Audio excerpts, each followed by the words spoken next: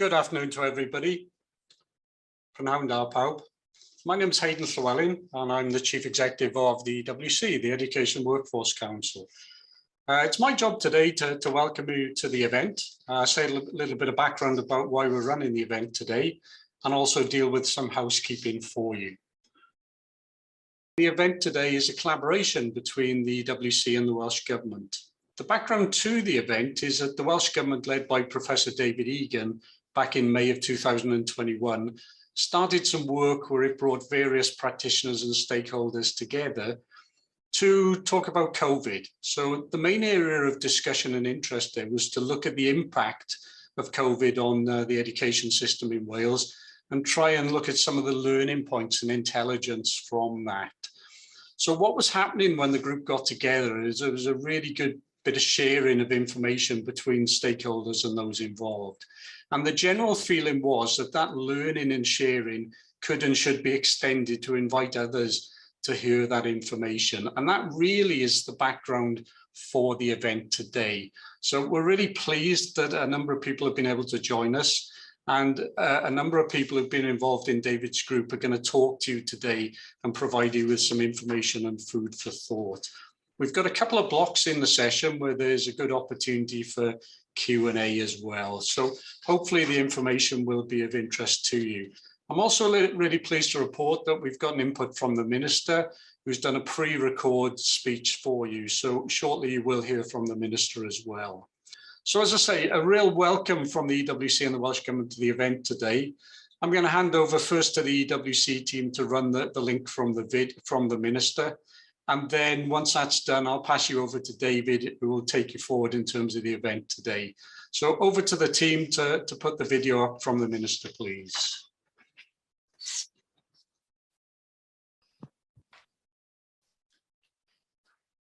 Fel rhan o waith ein strategaeth genedlaethol ar gyfer ymchwil ac ymholiad addysgol a lansiais i ym mis Gorffennaf. Mae wedi bod yn rhannu ymchwil ar effaith y pandemig ar addysg yng Nghymru ac mae bellach yn ariannu ymchwil newydd yn y maes hwn. Rydyn ni wedi byw drwy gyfnod arwyddocaol iawn dros y 9 mis diwethaf. Mae'r effaith yma pandemig Covid-19 wedi chael ar ein system addysg ni wedi bod yn aruthrol.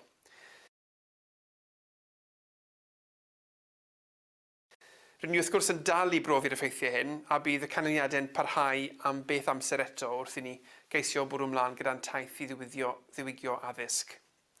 In this gathering of professionals from across the education workforce in Wales, I want again to record my sincere thanks and admiration for all that you've done to support young people and their families through these very difficult times. There is so much to be proud of in relation to our education profession in Wales. We must, of course, learn profound lessons from the challenging times that we have lived through and apply these to our Renew and Reform programme. And today provides an excellent opportunity to do this and to hear from voices that have been at the front line in our education system during the pandemic. You'll be hearing from university researchers, from professionals, Estyn, the Wales Centre for Public Policy and government analysts. They've all tried to capture, to report and analyse the experiences of pupils, families, teachers, schools and others as well. I'm sure what you will hear will provide much food for thought and there will be much to reflect on as we look to the future.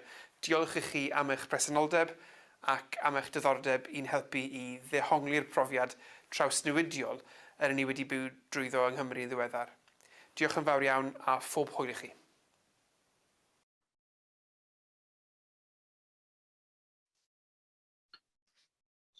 Thanks very much to the Minister and the assistance of officials in that regard. So I'm going to hand over to Professor David Egan now, whose hand you'll be in for the rest of the afternoon. So David, are you there? Yeah, I'm here, Hayden. Thanks very much indeed. Good afternoon, pwysau, welcome to everybody. And as the Minister has said, this is a fantastic opportunity really to share a very wide body of work that has been going on in the Welsh education system over the last year. You know, somebody once said there are decades when nothing happens, and then there are weeks when decades happen. Now, if you know who that was, put it into chat and Hayden will give you a year's free registration to the EWC. I think not.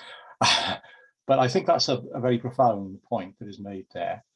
It's been, as the Minister said, an absolutely momentous period that we've led through. So this afternoon, we'll share some of the findings of work that has been going on in this area. A reminder, please, to put questions in to chat.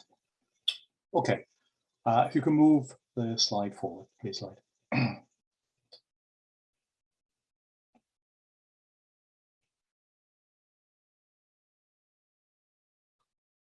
Yeah, W. Ellis has won the prize. He's got a free 3 years registration with the EWC.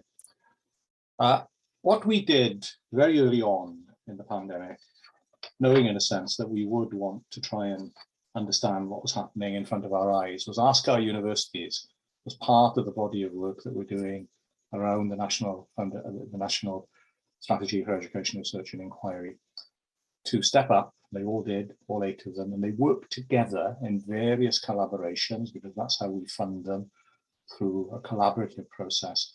And they did 6 studies. And here are the areas, and they're all pretty sort of important areas and pretty obvious areas, really, to ask the researchers to look at. I haven't got the time to tell you who did what. I will put the summaries of the studies into chat when I get a chance. And the full studies we're about to publish on Hub. They're being translated at the moment, and they all go up on Hub.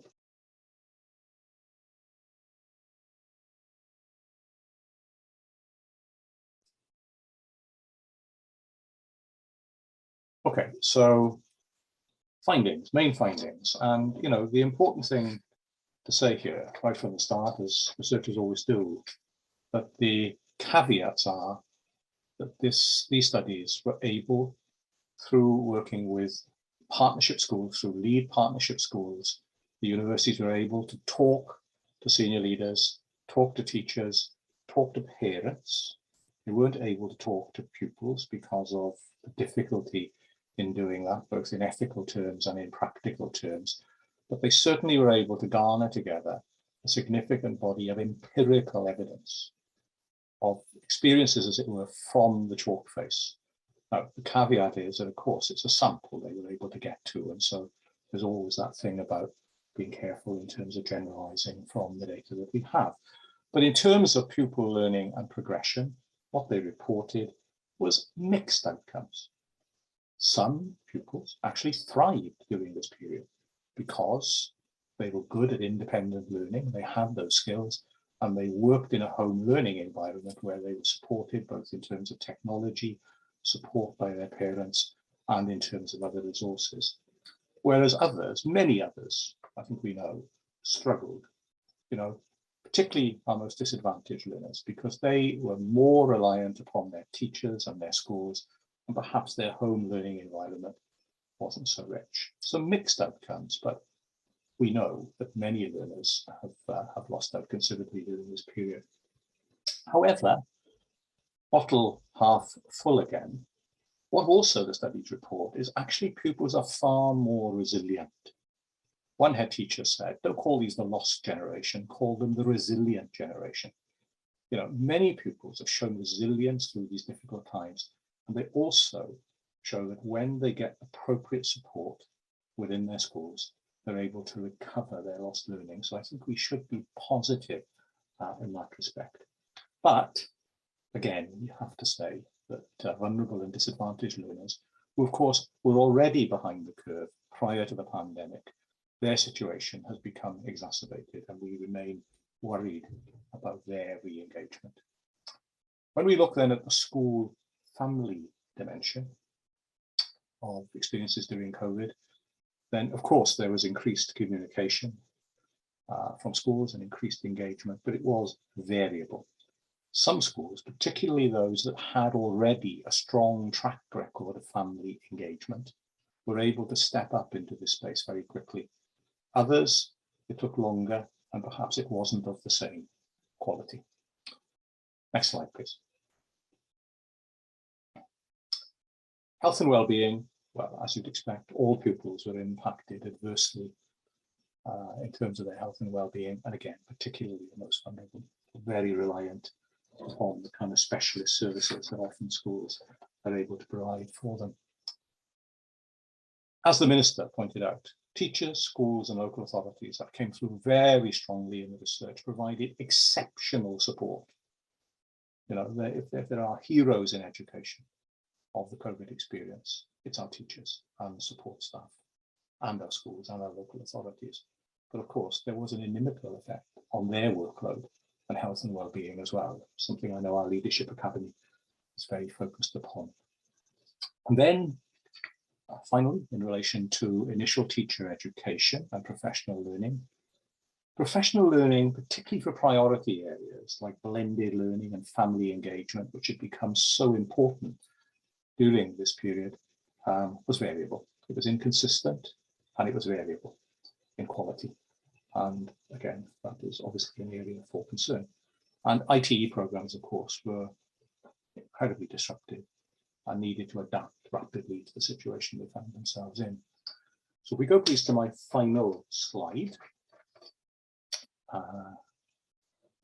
then the recommendations that have come out of these 6 studies is that we think there are implications for the new school curriculum. Blended learning will need to, we think, have much more emphasis within the new school curriculum going forward, because in that sense there has been quite a revolution in learning and teaching pedagogy. It's not all been positive, but blended learning in some ways is now here to stay. The importance of independent learning, of producing independent learners who at various times are faced by challenges and need to be resilient, also I think came across very strongly from the studies. And the family and community dimension of learning, the importance of families and the whole community supporting young people and supporting schools came across very strongly. The importance of the home learning environment. We've always known the importance of a home learning environment. It's the strongest influence on learning, by far and away the strongest influence on learning, but that has become even clearer during this period. We now need to recognise within initial teacher education and professional learning that things like blended learning and family community engagement need much more emphasis. And I suppose if we've learned a very bitter lesson, and that is in a bilingual education system in particular, and the reason for saying that will be apparent if you look at the reports, we need contingency planning.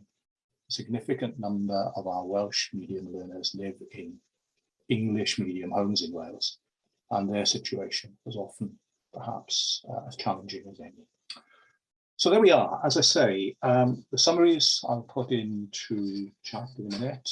The full studies will be up on Hub shortly. So now we go literally to the chalk face. I'm very pleased now to introduce Nicola Fisher from St Mary's Roman Catholic High School in Flint, and ask Nicola to do her presentation on blended learning in her school during the pandemic. Thank you, Fernanda. Can you hear me? So good afternoon. Like David just said, I'm Nicola Fisher and I teach in St Mary's Catholic Primary School in Flint in North Wales. And I'm just kind of going to go through my presentation now with you. So if we can have the next slide, please. So in this short session, I plan to set out the context of my MPEP teacher inquiry work into the impact of lockdown, review the main findings and draw together evidence from parents and teachers, and explain how we've used the findings to inform our wellbeing recovery plan. Next slide, please. So just to give you some context and background about us as a school, so we are the only Catholic primary school in the Flint area, so our catchment area is quite wide and varied. We have 240 pupils from nursery to year 6, and we are a 1-form entry, apart from upper key stage 2, where it's 1.5. Around 14% of our pupils are entitled to free school meals, and around 15% of our pupils have additional learning needs. Welsh is a second or third language for all pupils, and 26% of our pupils have English as an additional language. Next slide, please. So as you all know, lockdown hit in March 2020, and I'm sure you'll all agree it was an incredibly worrying and uncertain time for all. As a school, we were obviously concerned about what the impact would be for our pupils. The pandemic and COVID-19 has had a significant impact on education over the past 18 months or so, and as a result, pupils have had to adapt to new ways of learning, and in turn, teachers and practitioners have had to adapt to new ways of teaching as well. For example, blended learning. Within Wales, there's been an increased concern about academic attainment of these pupils due to the pandemic, and there has been also considerable concern and questions raised regarding the health and well-being of pupils during this time. As the new curriculum for Wales has been developed and included 6 specific areas of learning and experience, as a school undertaking the MPEP inquiry, it was decided to utilise this opportunity to look into one specific area of learning, health and well-being, as it was a main priority in our school development plan. It was decided to focus on the impact of blended learning on the health and well-being of the pupils in our school. It was important to look in more depth at the strengths and weaknesses within the school regarding this area as well. Next slide, please. So as the research was undertaken during the pandemic and then followed by several local lockdowns and national lockdowns, the design of our inquiry needed to be changed. So originally focus groups were going to be used within school. However, this wasn't possible due to class isolations and bubbles and things like that. So it was decided to use the questionnaire method instead, so gathering both quantitative and qualitative data. So 2 separate questionnaires were designed, one for parents and one for practitioners. The questionnaire method was decided as it had the potential to reach a large audience quickly and obviously incurs low cost if completed online. The types of questions were varied, using a mixture of open and closed questions. The parent questionnaire was distributed to all parents via the school communication platform, and the practitioner questionnaire was distributed to teaching staff through email, and time was allocated during staff meetings to discuss the research and complete the questionnaire. It was felt that the data should be collected across the school, covering all departments, to ensure a whole school perspective and a true reflection of opinions could be representative of all age groups then. And then the data was analysed. So next slide, please. So our findings from these questionnaires suggested that blended learning and lockdown had obviously had an impact on the children's health and well-being, as well as their academic attainment, but 3 main areas kind of came from it. So their physical health was affected, their mental health and behaviour. So the parents reported that for the physical health, children had become less active and unwilling to participate in family activities. They'd become lethargic and had no motivation, and tiredness was a big factor. And some reported that some children had slight weight gain. Mental health seemed to be reported as the biggest concern. Parents suggested that because of the loss of social interaction with friends and family, it was upsetting and the children had become withdrawn. This was kind of the main conclusion from the majority of parents as well. Some parents reported that some children had become clingy or depressed or negative, and it was reported that some children struggled with a lack of routine, which led to feelings of frustration, stress or mood swings. Parents also suggested that some children were extremely worried for the safety of their friends and family, and many expressed that the children struggled to communicate their feelings and understand why they were feeling a certain way. Many suggested that not having face-to-face contact with teachers and classmates is having a significant negative impact on their learning and well-being. However, though, some parents also reported some positives, that their children had developed in self-confidence and their sense of achievement had improved as well. Behaviour changes were also reported. So parents said that they had concerns for their child's behaviour. So, for example, aggressiveness had become apparent in some children, obsessive behaviours, lack of respect and shyness. But again, positively, some parents said that their children had grown in confidence as they were taking ownership of their own learning. We also asked about what the parents thought should be included with the new curriculum in regards to health and well-being, and their responses included food and exercise, self-care, safety, mental health, emotional intelligence, differences between each other, relaxation and talking as therapy. So when asked about the positive impact the blended learning had had on the well-being of their child, some parents reported that they were able to have more family time. The children could work at their own pace and choose activities that interested them. It was suggested that the main positive of blended learning was to being able to keep the family safe, which I'm sure we can all agree on. When asked about the negative impact blended learning had on their child's well-being, many parents just commented that it produced a negative atmosphere in their home and loneliness and lack of motivation to be active. So that was the parent questionnaire, and teacher responses were generally quite reflective of what the parents had said. with regards to positive and negative impact of blended learning. Interestingly, it was noted that the hub for the critical worker and vulnerable children had a positive impact on the well-being of the pupils who attended, and that they had adapted well to being back in full-time education, more so than those who had not attended the hub. Staff felt that we had planned a wide range of activities to support the health and well-being of pupils, and we're aware that this would be at the forefront of our planning in the returning months that we came back to full-time education. So next slide, please. So as a result of the inquiry process, health and wellbeing has continued to be highlighted in our school. As a school, we're working towards improving resources to support the wellbeing of the children and parents. So our school website is being developed to include links to direct parents and mental health charities and information like the NHS website and things like that. Training about mental health has taken place for the staff, and we've also done some wellbeing surveys for the staff as well, because obviously during lockdown it was a bit hard for the staff as well sometimes as well. So we're trying to focus on staff wellbeing as well. So following on from kind of the major lockdown and kind of through last year, a further parent survey was sent out, and parents reported that they felt their child's physical and mental health has significantly improved since returning to full-time education. A survey for the pupils was then also completed when we were kind of back all together from year 1 to year 6, asking their opinions on health and wellbeing, and this is going to inform future developments in school. And we've also just done one, well, the children are doing one not right now, they're at home, but they're doing one at the moment this week as well.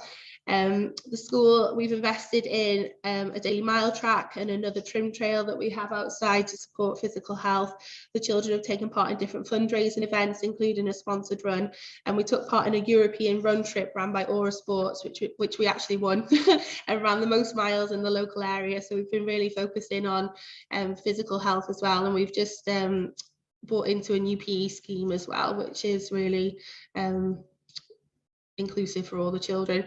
So during lockdown, if a class was also isolating, we introduced something in our planning called Wellbeing Wednesday, and that day was purely focused on physical health and mental health, so some mindfulness and things like that.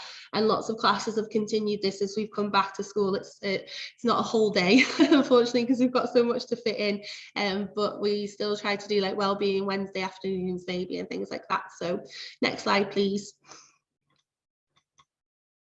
And I think most importantly, following the research in our school, just because how the research had to change, the pupil voice wasn't necessarily included to begin with. So we knew we really wanted to include our pupil voice in our decisions to do with health and wellbeing with our schools. So we've actually created a Healthy Schools Council with 2 representatives from each class from reception to year 6.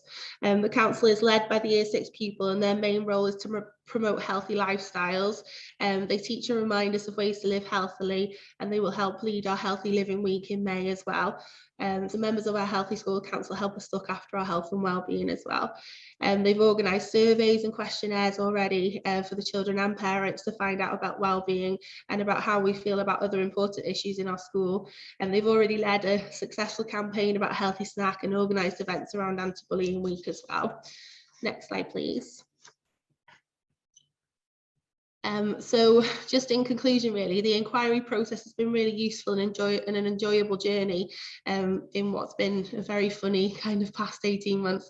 It's allowed us as a school to reflect on practice and improve, and it's been really useful to use the MPEP section on the Hub website to read previous research projects, which have been shown to all staff, and we've all been encouraged to kind of take part in wider and further reading using these projects. So if you are able to, if you've got 5 minutes, I'd encourage you to read some of the projects on there, as they're fantastic and give a real insight into school life.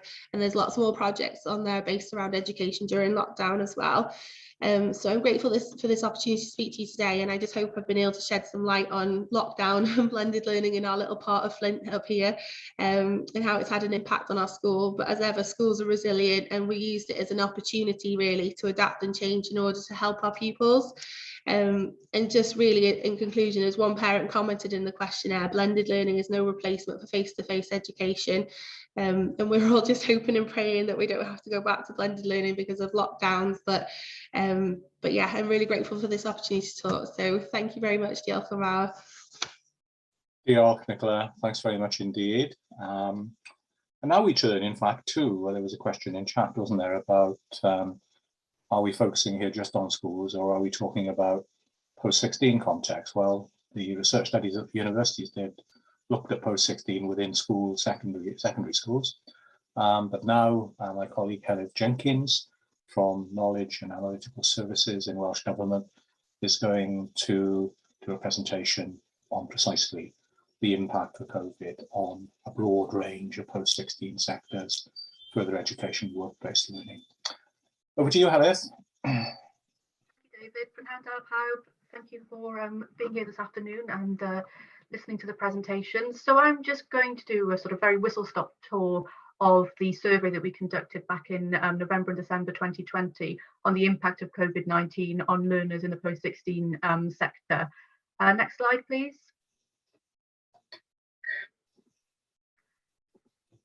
So at that time, we didn't know very much about what was happening in the post-16 sector, and we were working on the COVID-19 resilience plan for the post-16 sector, which was to improve Welsh Government understanding of the impact of COVID-19 on learners in Wales and how we could best support them. So we decided to conduct this online survey to really get a baseline of how post-16 learners were faring during the pandemic and to provide a snapshot of things at that particular point in time. It was aimed at current learners aged 16 or older in a school sixth form, further education or work-based or adult learning in college or in the community. It ran online from November to December for a month and received over 6,000 responses. Just a caveat, it was a convenient sample, so it doesn't allow generalizations. The survey could be used to provide an indication of how that particular sample responded to the questions in the survey at that particular time. We promoted it. We worked quite closely with stakeholders to design the questions to make sure that both people were getting the information that they would find really useful, but also in order to maximise the reach of the survey. The other thing to note is because it was an online survey and we were asking about sort of blended and online learning, it did have the potential to exclude some people who did not have access to digital means of responding to a survey. So we acknowledge that in the report. Next slide, please. Okay, so the survey had three main areas of focus. We wanted to look at current and pre-COVID-19 learning and learning choices, learning experiences and learning online, and very importantly, the sort of mental health, well-being and safety of those learners. So we actually asked two sets of questions. They were statements around respondents' opinions on how the March 2020 lockdown had affected them, and then how subsequent restrictions affected their learning, and then how their learning was going at the time they were completing the survey. So of course we were asking people to reflect back on their experiences at the beginning of the pandemic and the lockdown, which again, you know, does have some limitations in terms of people's sort of recall. We also asked two open-ended questions and got a large number of responses to that. So we were able to thematically analyse those, which identified a number of key themes. So I'll just quickly go through the next slide, please. So, as I said, we focused the report that we published on the Welsh Government Research and Statistics website on four main areas: pre-COVID-19 and current learning and assessment, apprenticeships and traineeships, learning experiences and learning online, and well-being and safety. And next slide. So one important thing to note is that the survey was actually open for responses when the Welsh Government announced the intention that exams would be cancelled due to the significant disruption already experienced by learners. So although the survey didn't specifically ask about that, the 2021-22 exams, the analysis revealed confusion and anxiety around the cancellation of exams and a desire for more information about how the system would work. So just a few sort of findings, sort of demographics to pick out. Most of the respondents who responded to the survey were studying in an FE college, followed by school sixth forms, Around 9% were in adult learning courses in a community learning centre or college, and just over 9% were on an apprenticeship with a work-based learning provider, and 2% with a further education college. 4% were on a traineeship programme. I won't go through the sort of courses that people were doing, but more than half of the respondents said that they got a centre assessed grade for their course, and 62% of those said that the grade was about the same as they expected. 21% reported that their grade was lower than expected, and 13% that their grade was higher than expected. Interestingly, most of them said that their learning choice did not change because of COVID-19, and about 5% said that it had changed because their grades were worse than expected, or because they could, and 4% because they could not get onto the course that they originally wanted. Next slide, please. Just a little bit of information on those that responded that were taking part on apprenticeships and traineeships. 90% of those undertaking apprenticeships said that they were not furloughed at the time of completing the survey. And when asked if they were able to attend their traineeship work placement, 40% said that they were able to do so all of the time, 18% some of the time, and 11% not at all.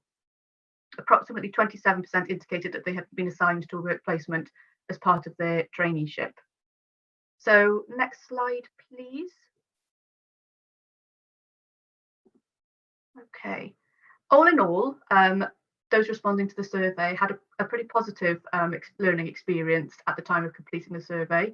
The most positive responses to statements were around getting things like sufficient information, the contact that they had with teaching staff, and the help that they had with technology. So over 50% of respondents agreed that they did feel positive about learning online. However, nearly 60% of respondents did have concerns about the future of their educational and employment options due to the pandemic. Some of the concerns, and these came out more strongly in the thematic analysis of the open questions, was that expressed concerns about the challenges of learning at home, such as distraction, lack of motivation, lack of support for learning, and considerable concern was raised about the difficulties associated with periods of self-isolation and the impact on education.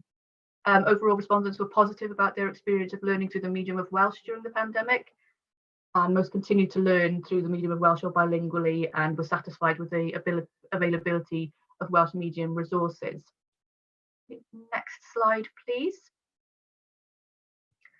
We also asked respondents to reflect on how they felt about their learning and well-being at the start of the pandemic, and respondents again were pretty positive overall.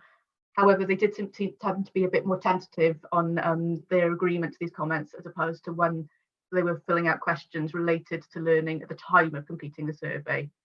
Most said that they all felt happy to return to their learning provider, but there was a considerable degree of worry about that as well. And 82% felt confident about what their provider was doing to keep them safe in their learning environment once they'd returned. So a really important, next slide, please. So a really important aspect of the survey for us was to try to get a snapshot of the state of mental health and well-being of those that responded to the survey at the time. So what we wanted to do was to be able to do that in a validated way, so basically to be able to compare against the general well-being of a general sample of the population. So we used something called the Warwick-Edinburgh Mental Wellbeing Scale, a shortened version of that. And that's then referenced against the Health Survey for England. And what that scoring showed was that the mean score for survey respondents' well-being was 20, which was 4 below the mean score for the same age group to the Health Survey England survey. So respondents who said they were doing an apprenticeship with an FE college, an adult learning course in a community learning centre or college, or an apprenticeship with a work-based learning training provider scored on average higher on the wellbeing scale. Those in school sixth form, further education college and traineeship programmes were on average on the lower end of the wellbeing scale. Next slide, please. Interestingly, the mean wellbeing scores were higher for males than females, and there was some variation in the terms of age groups, but those aged 16 to 24 reported the lowest mean wellbeing scores. The highest mean wellbeing scores were reported in the 65+ year age group. The average wellbeing scores for those who considered themselves to be from a Black, Asian and minority ethnic group was lower compared to those who didn't. And similarly, those who considered themselves to have a disability or learning difficulty reported on average lower wellbeing scores compared to those who didn't. So as I said, that was a, can we go to the next slide, please? That was a bit of a whistle-stop tour of, yeah, that's fine. That was a bit of a whistle-stop tour of the survey, and it was designed to provide a baseline. So we are now in a phase where we are working on the Renew and Reform programme, and I've just got a couple of slides that I wanted to just go through with you that were prepared by my colleague who's the head of schools research in Welsh Government, whereas I focus on the post-16 side. And we now have this programme sort of looking at how we can support learners from early years all the way up to age 25 post-COVID and through, you know, whatever happens from now on in. And we would like to obviously continue with the work in the post-16 side. So we are designing an evaluation framework and looking at areas of research that we would like to focus on in the coming years for the Renew and Reform programme. Could I have the next slide, please?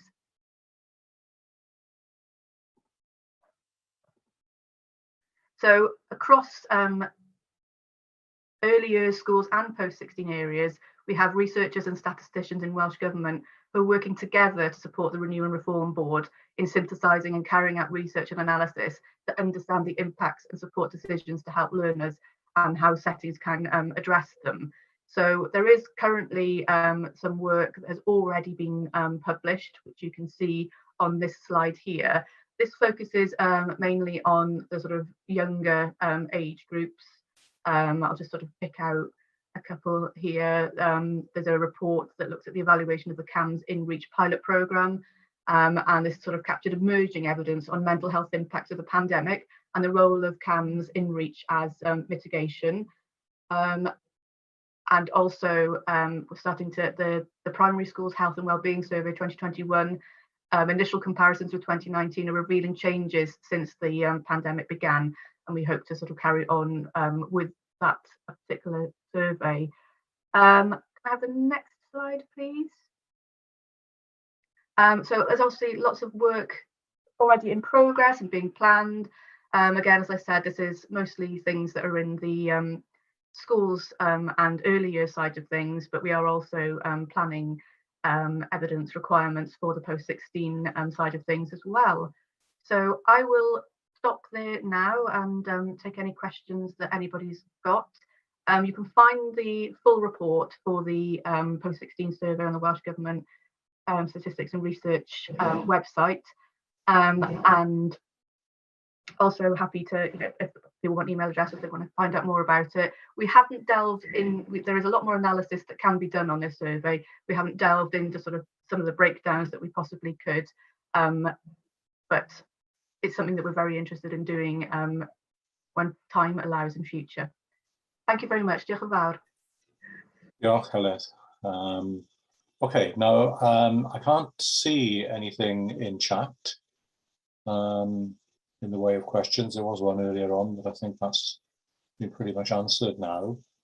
So now's your chance to put something in chat, or can people put their hands up? I've forgotten whether people can actually put their hands up. No, they need to put things into chat, I think. So if there's nothing at this point, we're good for time, but if there's nothing at this point, we won't delay and we'll press on. I'm just double checking to see, no, I can't see anything. In which case then, ever onwards, and we turn now to Amy Simpson. Amy is a PhD student at Cardiff University. Earlier this year, she spent a period of time, 6 months in fact, on an internship in Welsh Government, working with me on the National Strategy for Education, Research and Inquiry. And one of the things that Amy did, quite close to her PhD interests, is to look how schools were working with their communities during the lockdown period. So over to you, Amy. Good afternoon, everybody. Well, thank you for the introduction, David. So as David said, my name is Amy Simpson and I am a doctoral researcher at Decipher at Cardiff University. However, today I'm not going to be speaking about my PhD. I'll be speaking about an evidence review that I produced whilst undergoing an internship at the Welsh Government. Next slide, please.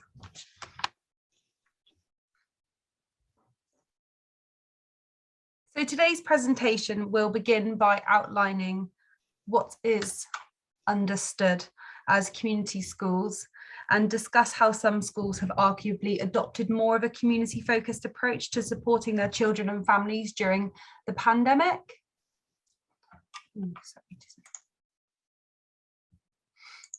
And the presentation will begin by explaining the evidence review's methodology before providing a brief overview of some of the researchers' key findings. Next slide, please.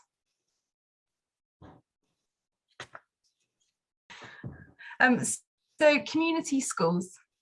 So understanding the interconnectivity of schools, families and communities and the pivotal role that schools play in the community is key. And this was particularly important when considering the roles schools have played during the pandemic. The pandemic has highlighted how schools often adopt a community-focused approach to support the education and social needs of children and young people in the communities that they serve. And during the pandemic, schools were often seen to play this kind of main service delivery mechanism within their local communities. Research has highlighted that one of the key priorities for schools, particularly in more deprived areas, was that they had to monitor and respond to the challenges faced by families, particularly as a result of poverty and hardship. And whilst the pandemic has highlighted teachers' role has moved beyond this solely education role, this is not something new, but something that many schools were already doing on a day-to-day basis. Next slide, please. So now moving on to the methodology of the research. The research used a qualitative mixed methods approach to produce a national level case study and 8 individual school level case studies, and with the findings from both of these being triangulated to inform the main findings. The national level case study consisted of a review of literature focused on identifying research on the harms of pandemic school closures on children and young people in Wales, and also understanding how the public, private and third sector have supported children and families in Wales throughout the pandemic. The national level case study was followed by the production of 8 individual school level case studies, which were created from data obtained by an interview with a head teacher or deputy head teacher at each of the case study schools. Next slide, please. Schools were purposefully recruited via the School Health Research Network and also School Improvement Consortia contacts. And a conscious decision was made to recruit a primary school and a secondary school within one local area, as this aimed to provide a greater understanding of how the community in general, as well as the individual schools, were impacted by and responded to the challenges of the pandemic. The school level interviews focused on examining the individual challenge faced by schools and families throughout the pandemic, and it also examined how these schools and their communities attempted to mitigate some of the harms. Next slide, please. The socio-economic composition of the schools was particularly important to consider, as the areas in which the schools reside and the families' level of poverty or affluence inevitably impacted the challenge that they faced during the pandemic, as well as the challenges that the schools were responding to. An analysis of the case study schools highlighted that the case study schools' free school meal entitlement percentages were higher for both the primary and secondary school case studies than the national average, suggesting that the schools involved in the study had relatively high levels of poverty. Next slide, please. So moving on to discuss some of the findings from the review. The findings highlighted that the pandemic school closures impacted children and young people's education and learning, their mental health and well-being, their access to food, and the social needs of families more generally. And now I'm just going to quickly provide a brief overview of some of the ways in which the schools and their communities attempted to mitigate some of these challenges. The three main themes outlined in the data in the relation to school level mitigation approaches are as followed: the development of bespoke approaches to engagement for both children and parents, community working, and the provision of materials to support the social needs of families. So next slide, please. The findings showed that schools developed a range of bespoke approaches to student engagement. As with the implementation of any intervention, context was considered fundamental, and the schools applied interventions and approaches which fitted within the context of their individual school settings and aimed to mitigate their individual school challenges. This included things such as school laying on minibus transport for key worker and vulnerable children to attend their hub system, and the adaptation of year 6 to 7 transition programmes. One school's librarian used their library system to tailor book choices for pupils by looking at children's preferred reading genre and their current reading age. And through this, they delivered books to children's doorsteps based on these preferences to try and increase engagement in reading. The school estimated that over 900 books were delivered to children and families during the pandemic, and the school reached out to the community who donated new books and books read to the school for the redistribution to their families. Next slide, please. So community working. So all schools noted working with food banks or charities in their local communities, and food poverty was a challenge identified by all head teachers and deputy head teachers, as schools noted fundraising for local food banks, signposting parents to the food banks, and delivering food purchased by the school to families who there were concerns over child hunger.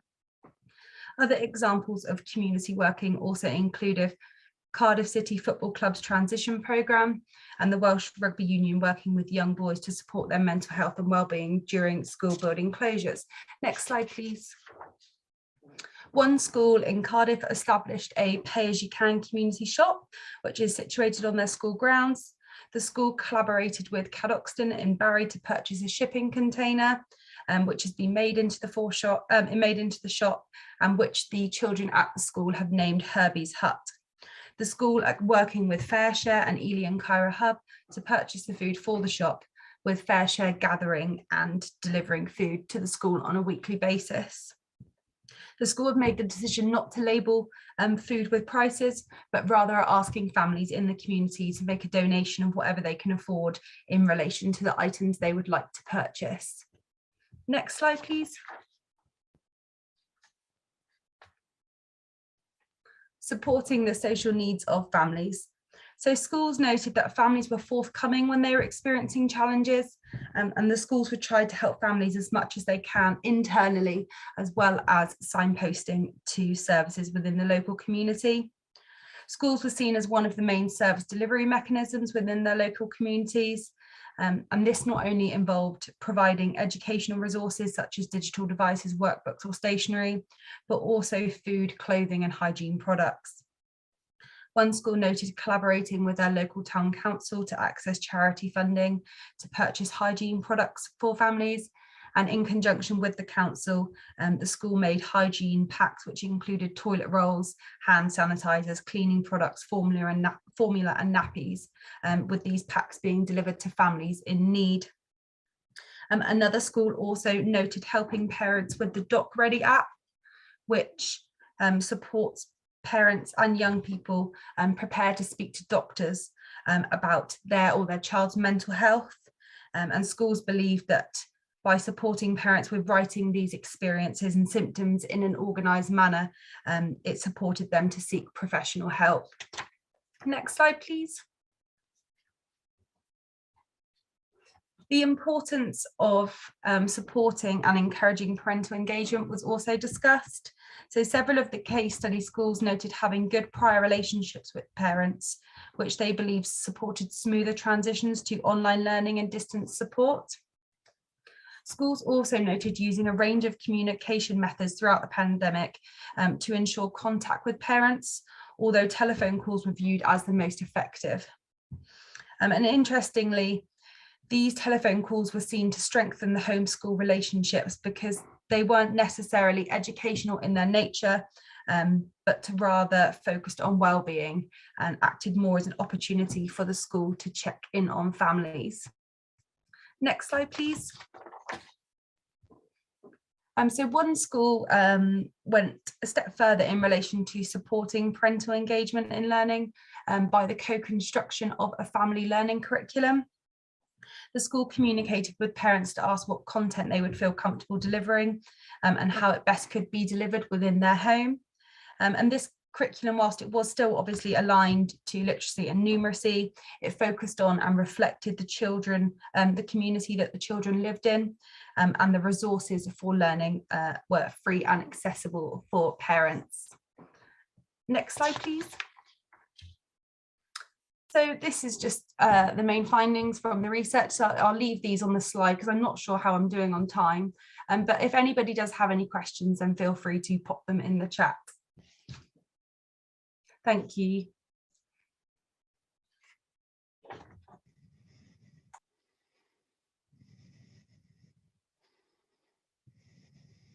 You actually got a couple of minutes if you want to speak to them, Amy. Okay, perfect. Yes, I can just go through the main findings if you like. So as I said, the schools acted as one of the main service delivery mechanisms throughout the pandemic. And this was of digital devices, food, hygiene products, but also they provided lots of signposting to different services within their communities. Schools work with a wide range of agencies, including local authorities, specialist services, the youth service and the third sector. Schools considered the populations they serve in terms of their communication, and the school staff all noted the effectiveness of telephone calls throughout the pandemic. And schools recognised the importance of parental engagement and developed bespoke approaches to encourage parental engagement throughout the pandemic. Okay, thank you, Amy. Thank you very much indeed. That's great. Okay, so we go over now to David Ellis, Assistant Director at Estyn, and the ball's in your court now, David. Lovely, diolch yn fawr iawn, diolch David. So I have the enviable task of presenting and talking about the impact of the pandemic on the Welsh education system in 10 minutes, quite a task, but let's give it a go. So what we found is that the pandemic has brought considerable challenge to the whole of the education and training system in Wales, from your largest local authority to your smallest non-maintained setting. And it's important that we recognise and appreciate how teachers, trainers, support staff and leaders have found innovative ways to provide for their learners' educational and well-being needs, and how they've supported one another through difficult times. So despite the inevitable setbacks that many providers encountered, they have persevered with professional learning for their staff and continue to make progress on their education and training reform journey. Many providers in all sectors acknowledge that the pandemic has forced them to think differently about their approaches and their provision. This has encouraged them to make changes that have proved successful, which they intend to carry forward in the future. The pandemic has seen all providers prioritise the well-being of their learners. This has been seen clearly in the work that Nicola has already talked about. And across Wales, there have been positive moves to strengthen communication between learners and their families. They have set up comprehensive systems to keep in contact with learners, to help them to identify issues quickly and to address them when they arose. And in many cases, the increased involvement that the providers have had with learners and their families led to them becoming vital sources of support and guidance for their communities. These positive developments strengthened relationships and improved engagements between the home and the providers. Schools and settings gained a fuller understanding of the communities in which they work, and this benefited learners and their families as they developed confidence in the providers. These constructive relationships are likely to contribute helpfully to the school's vision and aspirations for curriculum for Wales, as contributions from families and the wider community help them to understand the needs of their learners and how they can realise the four purposes of the curriculum. So the challenges that education professionals have faced are considerable, and we should not underestimate their impact on the workforce. There has been an unprecedented degree of pressure on staff as they manage challenging situations and made themselves increasingly accessible to learners and their families. And this often resulted in raised levels of anxiety in staff. So as well as prioritising the well-being of their learners and families, nearly all leaders carried considerable responsibility for the health, the welfare and safety of their staff, often placing this above their own well-being. Supporting colleagues through anxiety, illness and bereavement became commonplace, and this was taking its toll on leaders. The disruption by the pandemic has led to particular challenges for those learners with additional learning needs. Many are used to receiving support from a teacher or a teaching assistant in the classroom, and this has often not been able due to the shortage of adult support or when learners work from home. So providers continue to look for different and often innovative ways to help these learners continue with their learning. And although learners with ALN often found it difficult to engage in online remote learning. Disruptions also led to delays in learners being assessed for their additional learning needs. While nearly all special schools and PRUs remained open throughout the pandemic, continuing support for these vulnerable learners, their emotional, physical and educational needs will form an important element of addressing the long-term impact of the pandemic on learners in Wales. So despite the wide range of challenges faced by providers this year, many continue for the planned ALN reforms. This work will need to continue and must include effective professional learning for staff to meet the goal of providing a fully inclusive education system in Wales. Now, one of the most striking effects of the pandemic is the way in which practitioners in all sectors continually adapted their practice. They demonstrated their flexibility, their creativity, and their ability to innovate in schools, colleges, training providers, and settings across Wales. As we move towards the implementation of the curriculum for Wales, this same mindset and energy will be vital in helping schools and settings to think anew, not about what we teach, but how and why we teach it. Practitioners work thoughtfully under difficult circumstances to provide for learners. Their work included developing a range of different approaches to help them support learners to make progress when either working at home and on their return to on-site education and training. When learners returned to their schools, their colleges and settings, restrictions often meant the staff had to develop new ways of interacting with them and reconsidered their provision in light of the limitations in place. The importance of digital learning has never been as apparent as during the disruptions of the last 2 years. Most learners and teachers have improved their own digital skills significantly to benefit from online teaching and learning. With repeated disruption to education and training, the development of digital strategies to enable learners in all sectors to access learning has continued and strengthened. Schools have recognised the considerable benefits of Hub, Wales's online learning platform, in support of their work. And alongside this increased use of Hub in schools, many leaders across all sectors prioritise professional learning to support staff and to refine their skills. And this led to far better online learning offers in many sectors for the second national lockdown. Teachers and trainers in many sectors have strengthened their learners' digital and independent learning skills, and many providers have established safe and successful ways to provide live lessons that can be delivered to learners either in real time or ones that can be recorded so that the learners can access them at the time that suits them and their situation. These practitioners have also accelerated the pace of progress towards a more digital approach to learning and the curriculum, in line with the 4 purposes and the objectives of Digital 2030, a strategic framework for post-16 digital learning in Wales. During our engagement calls and visits, maintained schools and PRUs talked confidently about how they are planning and preparing for curriculum for Wales.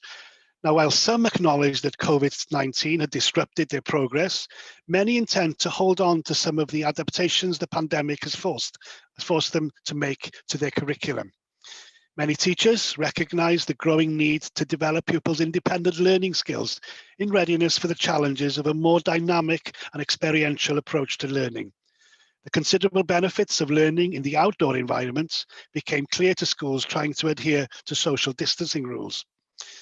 Nearly all providers emphasise the importance of strengthening pupils' attitudes to learning and encouraging their resilience in adversity.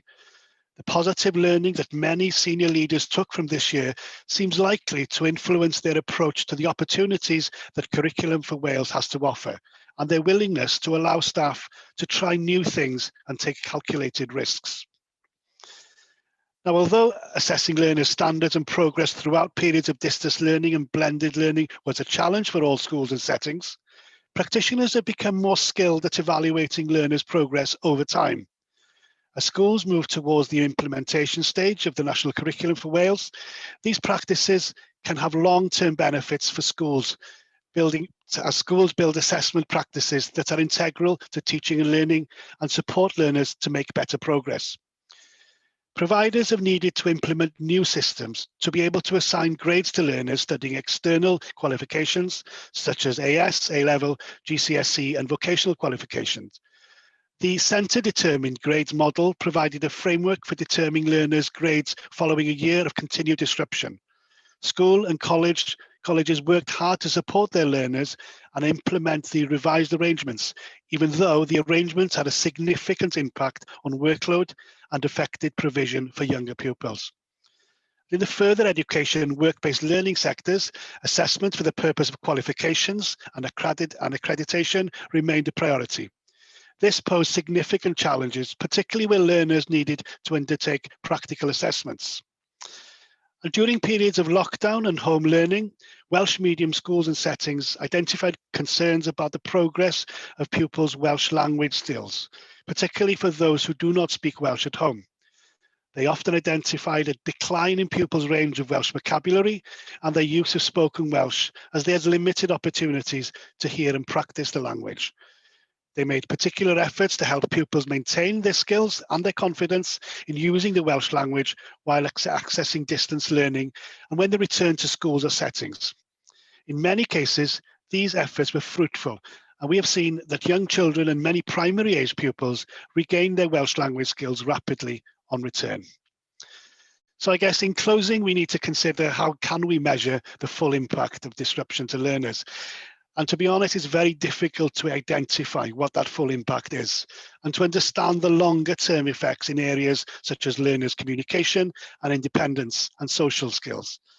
But continuing to monitor and support these areas will remain a vital element of practitioners' work into the future and need to concentrate on pupils' independence, their communication and social skills, pupils' Welsh language, and also the challenges in assessment in secondary schools, further education colleges, and work-based learning.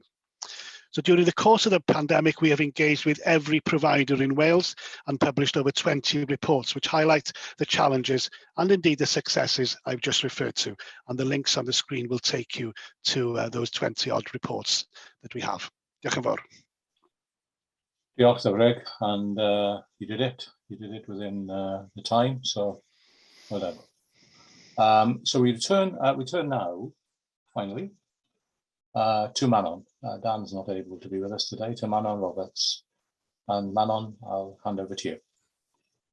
Diolch, hello, pnawn da. I'm Manon Roberts and I'm a Research Associate at the Wales Centre for Public Policy. So for those who aren't aware, we work with the Welsh Government and Public Services in Wales to help make sure that policy decisions are informed by the best available evidence. Next slide, please. So I'm going to talk today about a project that we recently completed with the Welsh Government to ensure that its efforts to support the education system to respond to the challenges posed by the coronavirus pandemic are informed by the best available evidence and expertise. So as I'm sure it will be no surprise to anyone here, evidence suggests that the coronavirus pandemic and associated school closures have increased the educational attainment gap. And the Welsh Government has responded to this by committing over £150 million in funding via the Renew and Reform programme. So this project focused on 3 areas thought to be key contributors to the education recovery. So these were blended teaching and learning, catch-up interventions, and professional learning and development. Next slide, please. So there were three main phases to the project, the first of which involved producing 3 policy briefings related to each of the topics I mentioned. So the first on blended teaching and learning was prepared by Becky Bawler, a secondary school teacher in South Wales and an education doctorate student focused on the digital development of schools. The second on catch-up interventions was prepared by myself, and a third on teacher professional learning and development, which was prepared by Harry Fletcher-Wood, who's a former history teacher and current educational researcher who's mostly focused on teacher development. For the second phase of the research, we convened a series of participatory workshops. So these were attended by school leaders, teachers and middle tier leaders, so for example, regional consortia and local authority education leads. So these workshops served as a midway point in the project, as opposed to just disseminating the briefings. So the purpose of them was to test, develop and refine the evidence in the policy briefings to help ensure that the evidence base reflected practitioner-based insights as much as possible. So based on the workshops, we amended the original evidence briefings based on emerging research and key insights. And we also produced a practical guide on each of the topics for schools to use to help them put that evidence into practice. So the output's due to be published in January, and they'll be hosted as a hub playlist as well as on the WCPP website. Next slide, please. So I'll give a very quick whistle-stop tour of the findings of each of the 3 topics. So starting with blended teaching and learning. So for the purpose of this review, blended teaching and learning was considered to mean a purposefully designed combination of in-class and remote learning. So the remote element could be online learning activities completed outside school, which would vary depending on the age of the student and the context of the school. So that could include offline digital or paper-based activities or a combination of offline and online activities. So importantly, the review differentiates between blended teaching and learning in line with that definition and emergency remote education. So emergency remote education describes the sudden move to remote learning in early 2020, which teachers and schools had to rapidly develop in response to the pandemic. And that is concerned only with the delivery of remote learning. Next slide, please. So the review highlights that blended teaching and learning has much to potentially offer teachers and learners in Wales if it's embraced as a new normal rather than a response to short-term period of crisis management. So the evidence discussed covered both quality of provision and equity of provision. And as a summary, the Education Endowment Foundation completed a rapid evidence assessment of remote learning in general as opposed to in the context of a crisis. And they identified 5 key insights to support schools moving forward, which are listed on the slide. So these were that teaching quality is more important than whether lessons are delivered synchronously or asynchronously. Access to technology is key. Peer interactions can provide motivation. Supporting pupils to work independently improves outcomes. And lastly, different approaches suit different tasks and content. Next slide, please.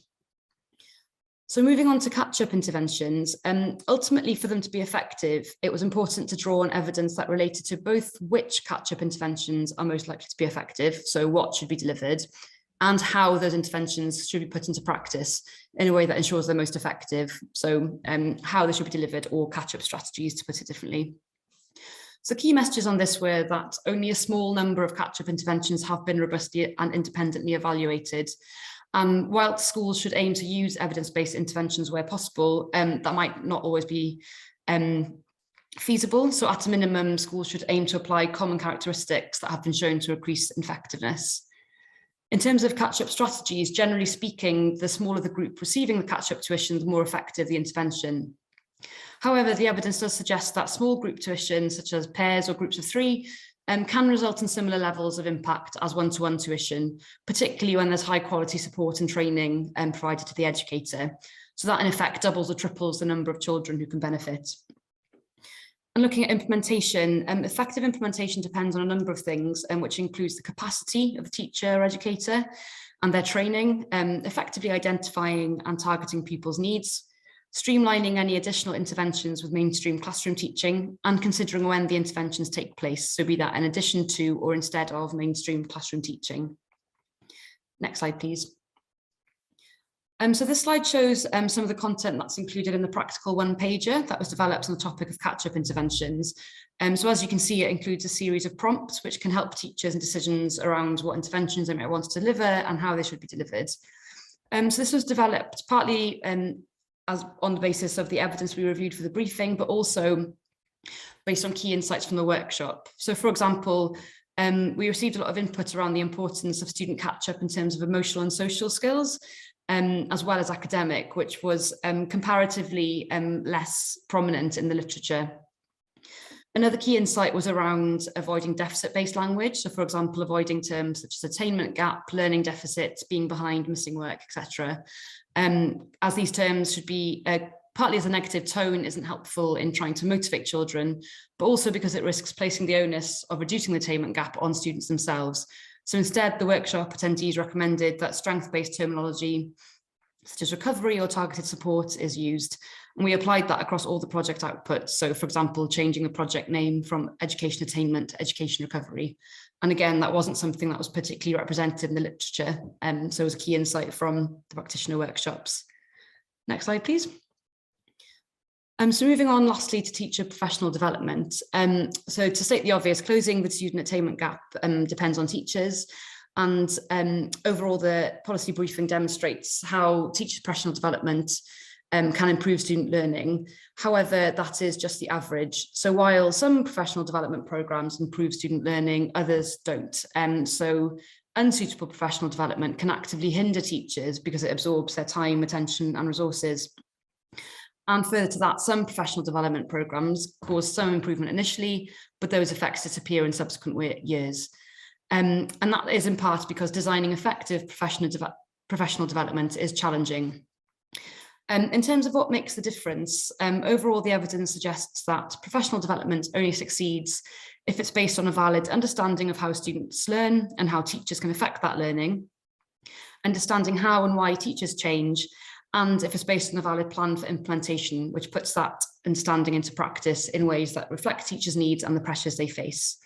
Next slide, please. So the briefing also looked at the evidence relating to behaviour change. So this includes professional development being more likely if it adopts forms such as instructional coaching and mechanisms such as goal setting and action planning, for which promising evidence exists. We also updated the briefings in a number of ways based on insights from the workshop. So these included highlighting the attractions of remote professional development sessions, particularly when they're brief and bite-sized, taking around half an hour or an hour after the school day. This brevity and their accessibility, irrespective of location, were reported to make sessions convenient and popular, and therefore increased take-up and attendance. Overall, participants were overwhelmingly positive about their experience of remote professional development and the possibilities that offers in future. Other key insights from the workshops included the need for time for professional development, so not just to attend training, but also to reflect. And thirdly, the importance of leadership was also another common theme. So that is a very quick overview of the 3 themes of outputs, but I'll stop there as I think that's the end of the 10 minutes. Thank you very much. Diolch, Mae'r, and diolch to everyone for doing so well with time.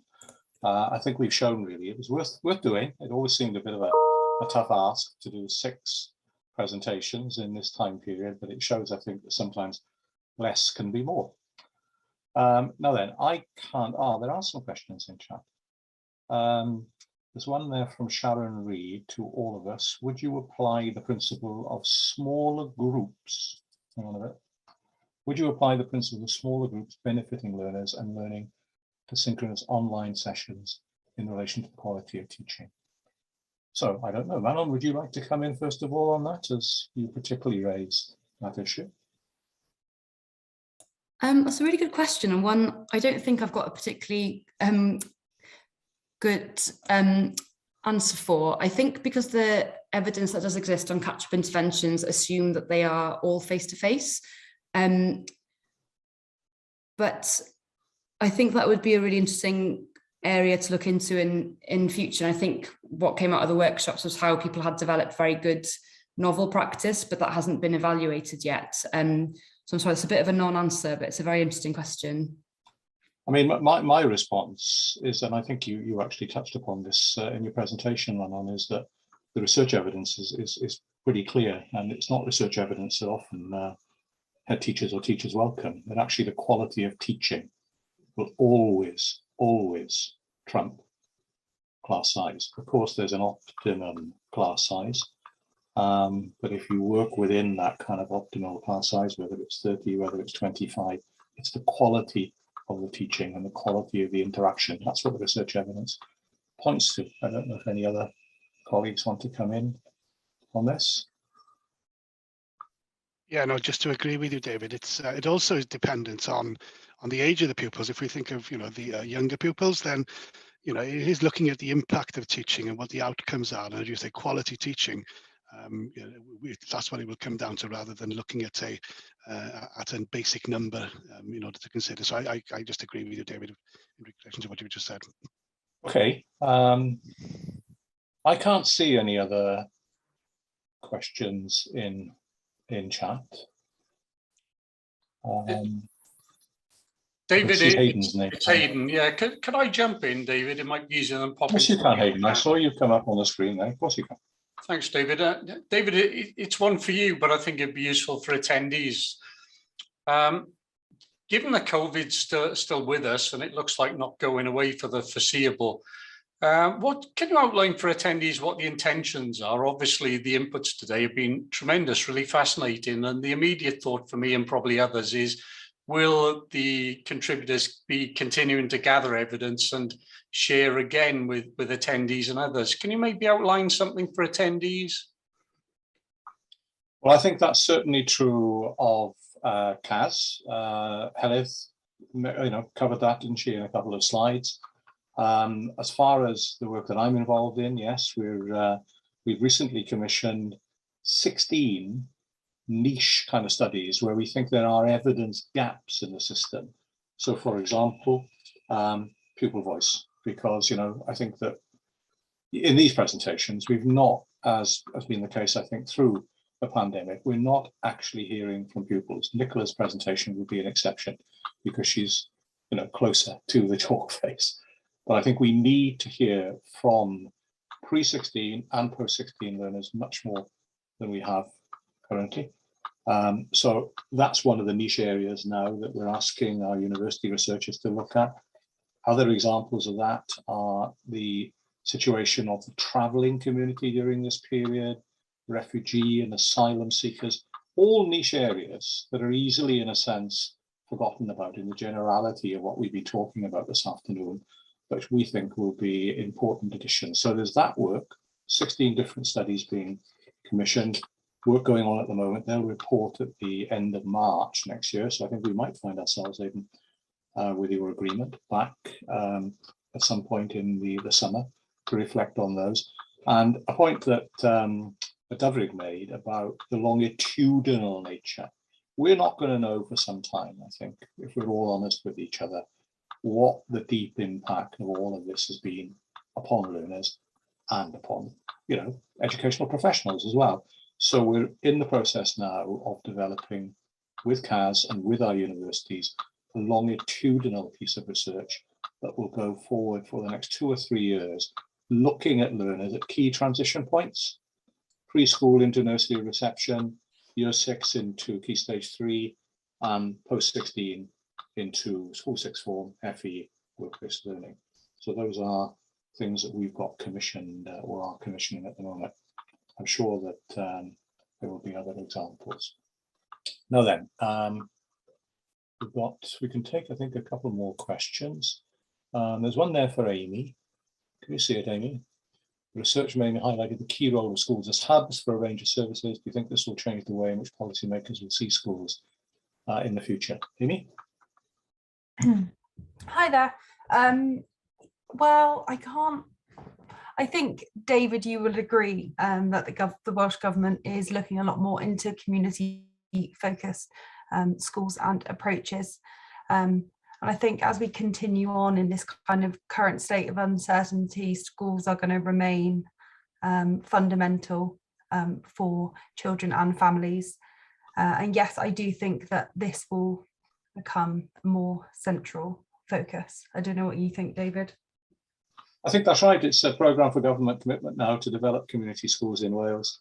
Ystod have told us time and time again that it's community schools, community-orientated schools that make the biggest difference with our most disadvantaged learners, who provide the best learning and teaching in schools, but then reach out to parents and reach out to the community. So it's pretty well established, and it's now very, very prominent in programme for government, and a significant body of work is now going on to develop the community school concept in Wales, and a lot of that will be informed by the experience that you've spoken about, Amy.